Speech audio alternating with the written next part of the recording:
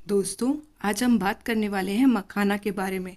मखाना, जिसको फॉक्सनट भी कहा जाता है, यह एक तरह का सीड है, एक तरह का बीज है जिसको ड्राइव किया जाता है यूरेल फिरॉक्स नाम के प्लांट से। आयुर्वेदिक और यूनानी मेडिसिन्स में बहुत तरह की हेल्थ प्रॉब्लम्स को ट्रीट करने के लिए मखाना का इस्तेमाल किया जाता है। इसके साथ बहुत सारी इंडियन डिशेस में भी इसको इस्तेमाल करते हैं, करी में डालकर, बहुत सारे डेजर्ट्स जैसे कि खीर उसमें डालकर, और ऐसे स्नैक्स भी बहुत सारे लोग इसे इस्तेमाल करते हैं। आज की इस वीडियो में हम देखेंगे कि मखाने से क्या क्या हेल्थ बेनिफिट्स होते हैं। इस वीडियो को एंड तक ज़रूर देखिएगा। अगर आप मखाना इस्तेमाल करते हैं या मखाना इस्तेमाल करना चाहते हैं और जानना चाहते हैं कि मखाना में क्या हेल्थ बेनिफिट्स छुपे हुए हैं आपके लिए, तो इस वीडियो को एंड तक ज़रूर देखिएगा। Reduces cholesterol and triglycerides.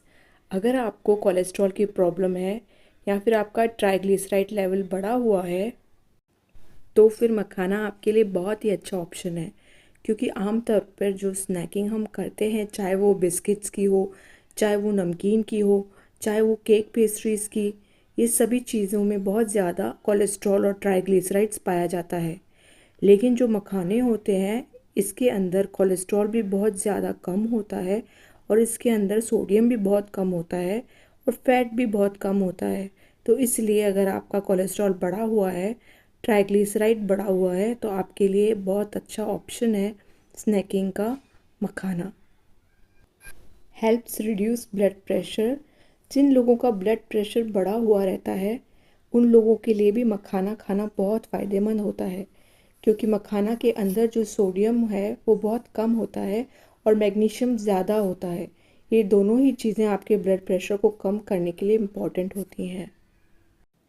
Beneficial for diabetic patients. जो लोग डायबिटिक होते हैं उनके लिए भी स्नैक का एक बहुत अच्छा ऑप्शन होता है मखाना, क्योंकि इसमें लो ग्लाइसेमिक इंडेक्स होती है। लो ग्लाइसेमिक इंडेक्स का मतलब है कि मखाना खाने के बाद जो आपके ब्लड की शुगर है वो बहुत ज़्यादा नहीं बढ़ती है, शुगर कम रहती है। तो इसको बोलते हैं लो ग्लाइसेमिक इंडेक्स। तो अगर आपको डायबिटीज़ की प्रॉब्लम है और आप हेल्दी स्नैक ढूंढ रहे हैं, कोई आपके खाने के लिए इन बिटवीन द मील्स, या शाम के समय या रात को सोते समय आपको भूख लगती है, उस समय आप कोई चीज़ खाना चाहते हैं, तो उसके लिए मखाना एक बहुत हेल्दी ऑप्शन है आपके लिए। Helps maintain healthy skin. Makhana खाने से आपकी स्किन की हेल्थ भी इम्प्रूव होती है, क्योंकि मखाना के अंदर ऐसे बहुत सारे अमीनो एसिड्स, बहुत सारे ऐसे प्रोटीन्स होते हैं जो कि स्किन को डेवलप करने में, स्किन का टेक्सचर अच्छा करने में, स्किन को स्मूथ बनाने में, ब्लैमिशेस दूर करने में, झाइयाँ और झुर्रियाँ दूर करने में आपकी मदद करते हैं।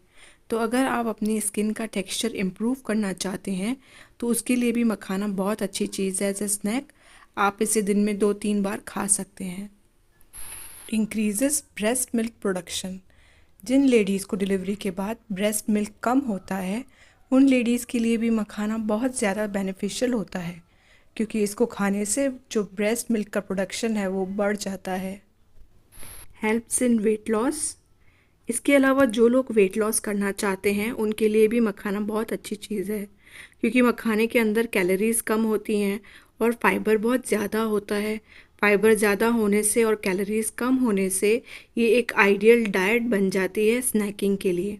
मखाना ज़्यादा फाइबर खाने से एक तो आप बहुत ज़्यादा फुलर फील करते हैं, आपको भूख कम लगती है, और आपकी जो गट है, आपका जो पेट है, उसके अंदर से फैट का एब्जॉर्प्शन भी कम होता है।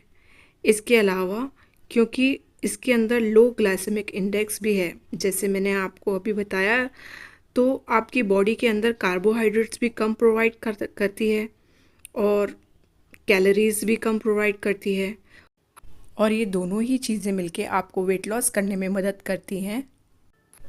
Act as एफ्रोडिसियक। आयुर्वेदिक और यूनानी मेडिसिन्स के अकॉर्डिंग मखाना जो होता है वो एफ्रोडिसियक होता है, यानी ये सेक्सुअल स्ट्रेंथ को बढ़ाने का काम करता है।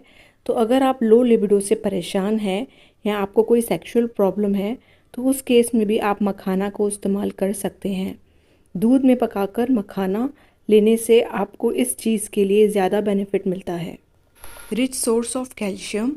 मखाने के अंदर कैल्शियम बहुत ज़्यादा पाया जाता है, तो जिन लोगों के अंदर कैल्शियम डेफिशिएंसी होती है या हड्डियाँ कमज़ोर होती हैं या फिर ऑस्टियोपोरोसिस की प्रॉब्लम होती है या आर्थराइटिस की प्रॉब्लम होती है या फिर जॉइंट पेन की प्रॉब्लम होती है, तो उन लोगों के लिए भी मखाना लेना बहुत ज़्यादा बेनिफिशियल होता है।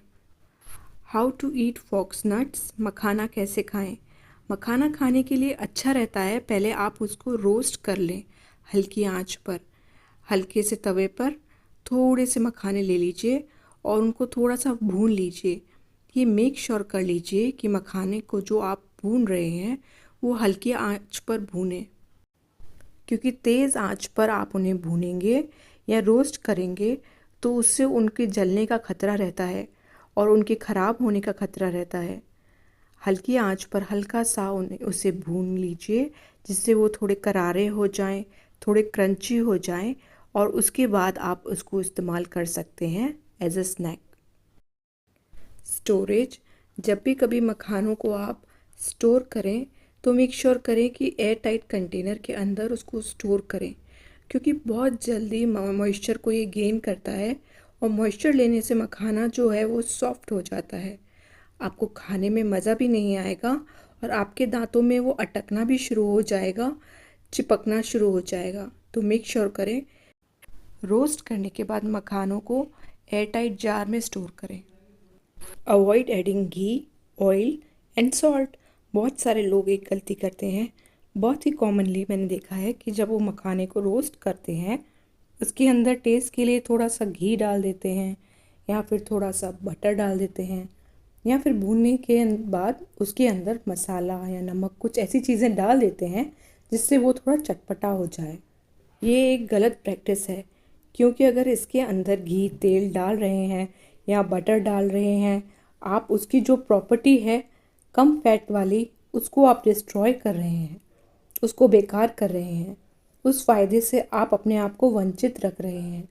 या अगर आप उसके अंदर नमक या मसाले डालते हैं तो आप उसके अंदर एडिड सोडियम डाल रहे हैं, जो तो उस केस में भी आप उसके जो बेनिफिट मिलना चाहिए वो आपको नहीं मिलेगा। तो जब भी आप कभी मखाना इस्तेमाल करें तो हमेशा उसको बिना घी के, बिना बटर के या बिना मसाले के इस्तेमाल करें।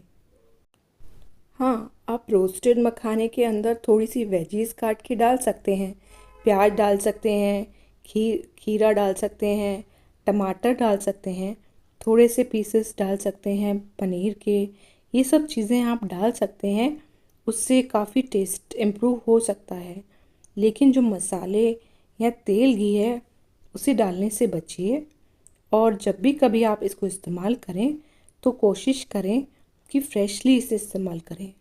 भूनने के बाद तो ज़्यादा क्रंची फील होंगे। स्टोर आप कर सकते हैं एयरटाइट जार में, लेकिन कई बार देखा गया है कि एयरटाइट जार में स्टोर करने के बावजूद भी उसके अंदर मॉइस्चर आ जाता है।